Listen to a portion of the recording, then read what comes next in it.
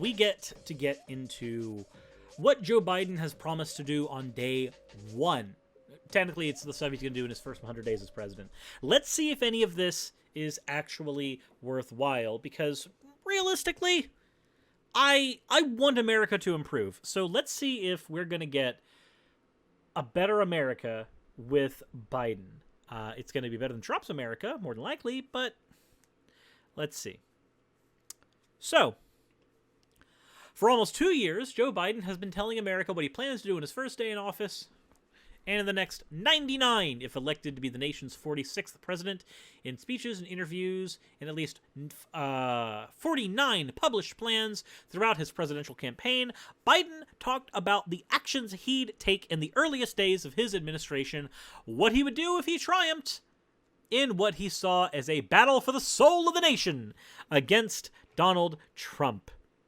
Incoming White House Chief of Staff Ron Klain distributed a memo Saturday that reiterated Biden's intention to fulfill several of his promises, some geared towards immediate action to arrest the surging coronavirus pandemic, some to roll back the actions taken by President Trump in the last 4 years, and others to address problems that have persisted over several administrations. Well, let's see. Responding to COVID-19, he would like to issue a max mandate on federal property and interstate travel. Okay, I don't see a problem with that.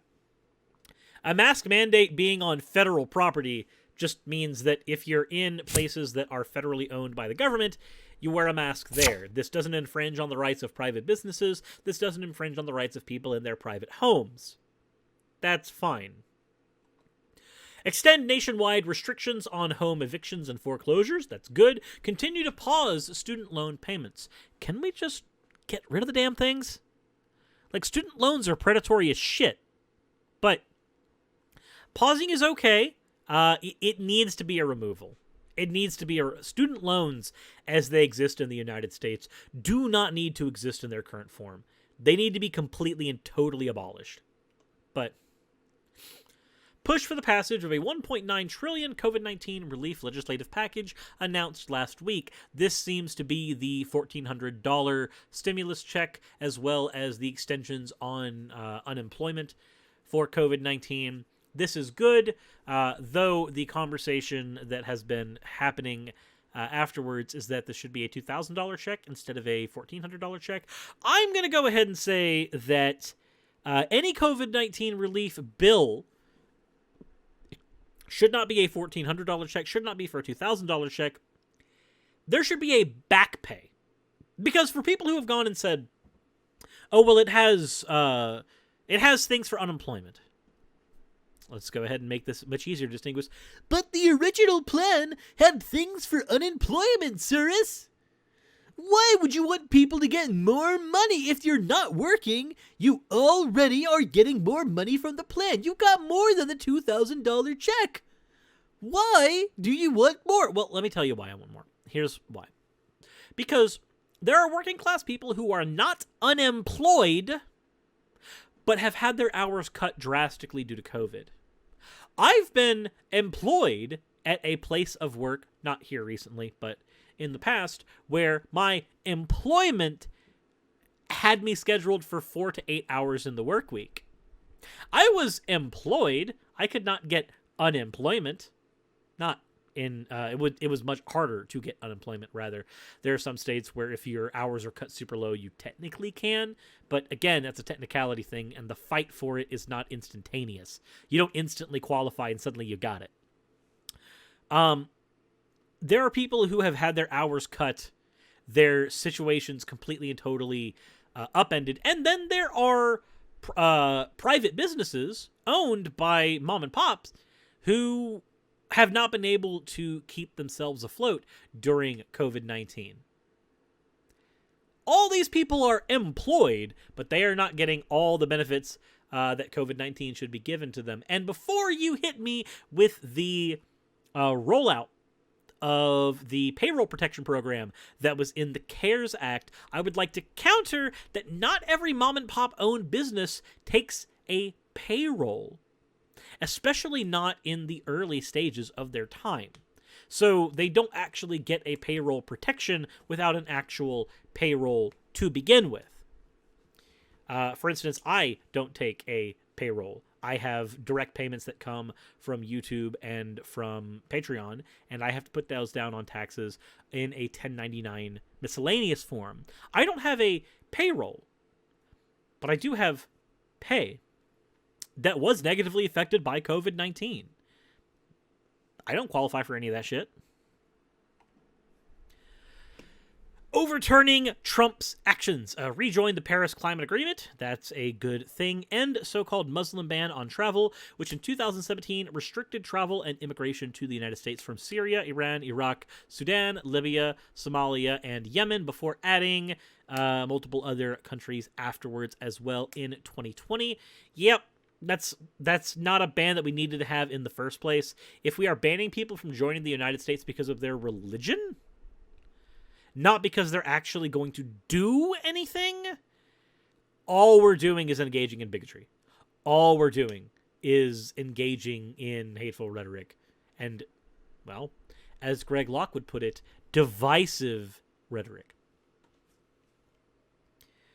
What else do we have on here? Day 1 promises. COVID-19 response. Rejoin the WHO. Okay. That is a good thing to do. Immigration. Send bill to Congress for legislative immigration reform that will modernize our immigration system and give nearly 11 million undocumented immigrants a roadmap to citizenship. This is a good thing. Trying to make it harder for people to become American citizens is not what you want. America does nothing but economically benefit from immigration, and we have numbers to back that up. And also, immigrants in America do not commit anywhere near as much crime as natural-born citizens do in America. So when you try to hit with the point that they're doing horrible things and we don't want them coming into our country, by and large, no, they're not. Climate change. Sign executive orders to formulate a plan to achieve a 100% clean energy economy and net zero emissions by 2050. This is a good thing. If you are an economically developed nation, if you are a first world country, after you move out of the industrial age, you should be working towards lowering your carbon emissions, because we only get one try at this planet. We only get one. And I'd rather us not lose it, especially not before we have the ability to colonize another planet, just in case we fuck this one up. Transgender rights. Repeal transgender military ban enacted by President Trump.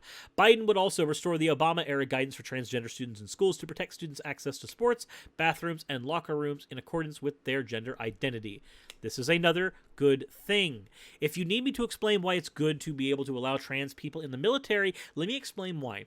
Disproportionately, most trans people in the United States are in poverty. They are poor, and they are especially disenfranchised because they have, generally speaking, more medical expenses than cis people do by nature of being trans. If you are going to have HRT, if you are going to go in for any amount of surgeries, those are things and procedures that you're going to have to deal with by default just by existing as your own person. Existing as yourself naturally is more expensive. The military is one of the few practically guaranteed, as long as you stay in long enough, methods out of poverty in the United States.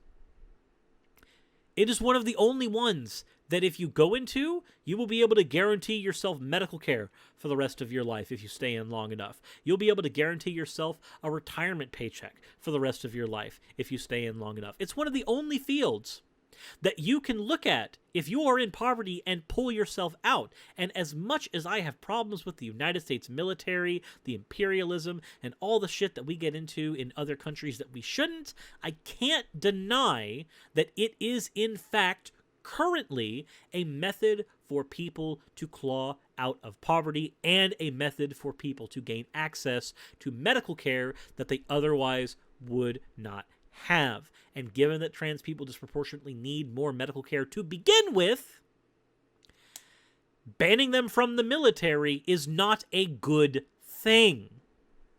It's simply not. So letting them back in is good. Environment. Enact an executive order to conserve 30% of America's lands and waters by 2030. I don't know exactly what that would entail, so I cannot offer an opinion on it. In the first 100 days, Biden will be relying on Congress to approve many of the initiatives he aimed to accomplish in the first 100 days, which could potentially be difficult, especially with the slight majority that is held by the Democrats. By the Democrats. Here are some of the promises. Economic recovery. Initiate Build Back Better economic recovery plans in February during a joint session in Congress. Released during the general election, the plan called for spending trillions on American-made products, health services, and infrastructure updates. Now, that is a good thing right now, because currently, one of the goals of America is to be a leader on the world stage when it comes to practically everything. We want to be best at healthcare. We want to be best at production. We want to be best at multiple things.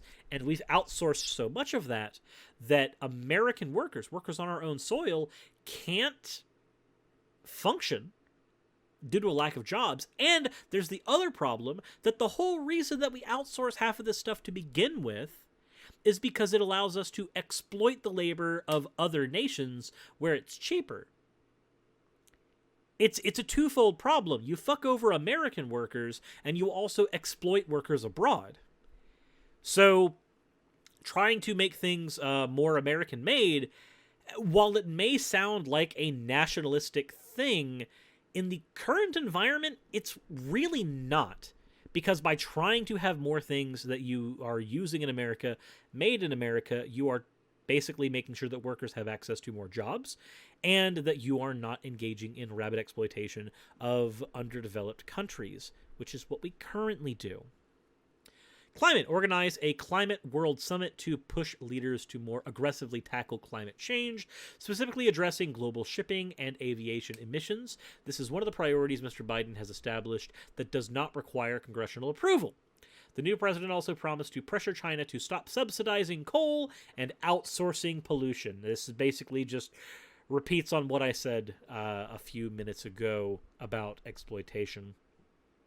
Repealing tax cuts. In order for pay for many of these wish list items, Biden says that he would fight to repeal the 2017 tax cuts, which would require action by Congress. He argued that the tax cuts favored wealthy Americans, which they do. This is one of the things that I had a problem with.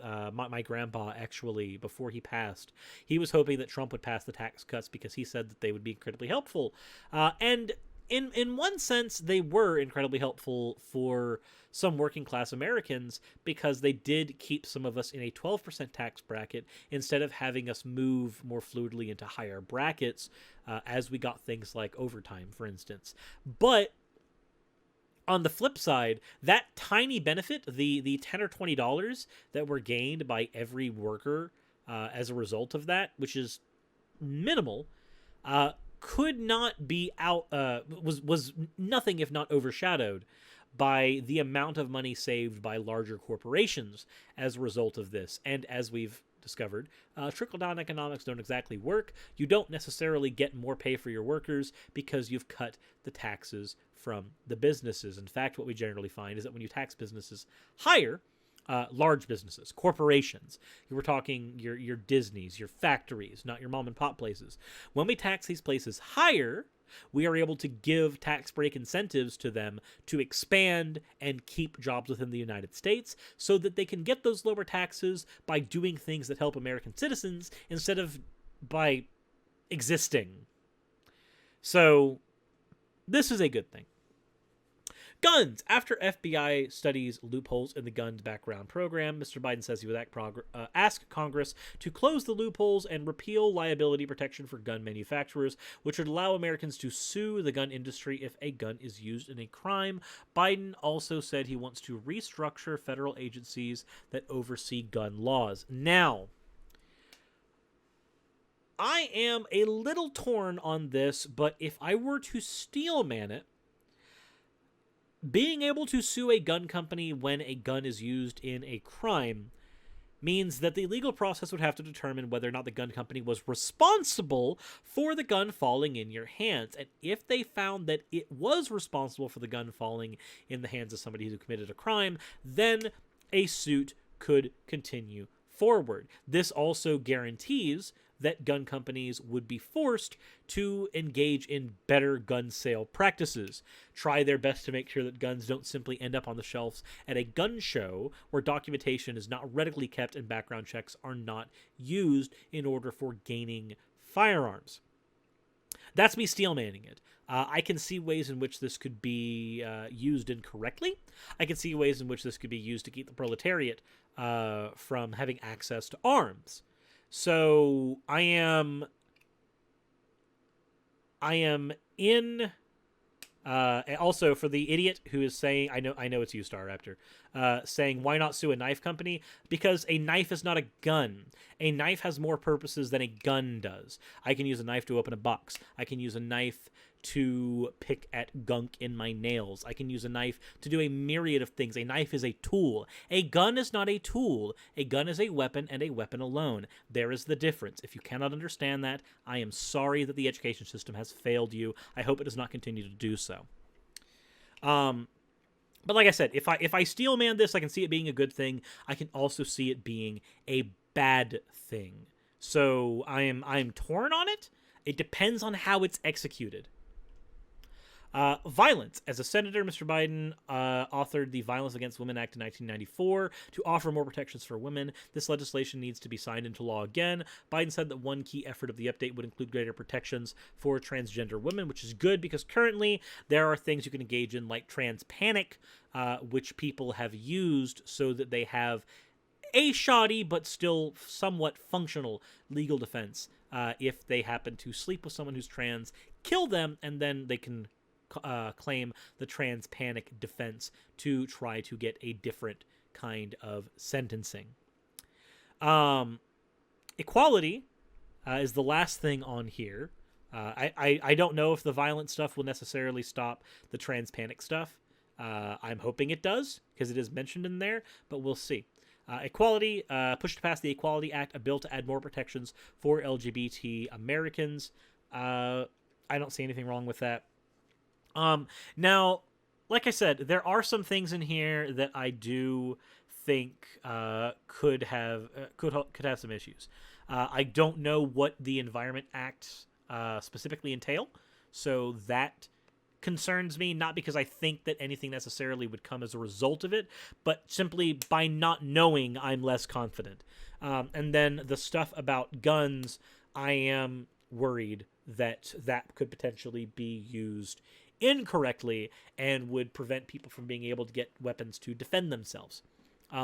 As we saw during the BLM protests, people who went to protests armed with guns did not get harassed by the police anywhere near as often as people who went unarmed to protests, almost as if having a deterrent helped in those situations. And to argue that the state should be allowed to enact violence against you, but you should not be allowed to enact violence against the state, I don't believe that that is a proper way to view the world in any way, shape, or form. So my biggest concern here is the gun stuff. I am worried that this could potentially be misused. I don't want to engage in a slippery slope fallacy and say that, oh, well, they take the guns and then they take the this and then they take the that, because I don't know. I don't know. I'm simply saying that this is one of those things that could go either way. I would need to sit down and read the actual methodology and what the legislation is going to actually enact. And even then, I won't really know what it's going to do until after it's been in effect for a few years and we see what it's actually done. So maybe I should just end this segment with this. The further left you go, the more guns you get back. Just throwing that out there. But yeah, that's... now, granted, that is a response to CBS News' summation of what Biden is going to be doing in his first 100 days. So I have no way of knowing if this is the most accurate presentation of what's going to be happening. But that is where we are right now. Those are my opinions on what the Biden administration is to be doing in the future. What should we do about it? Hold his feet to the fire.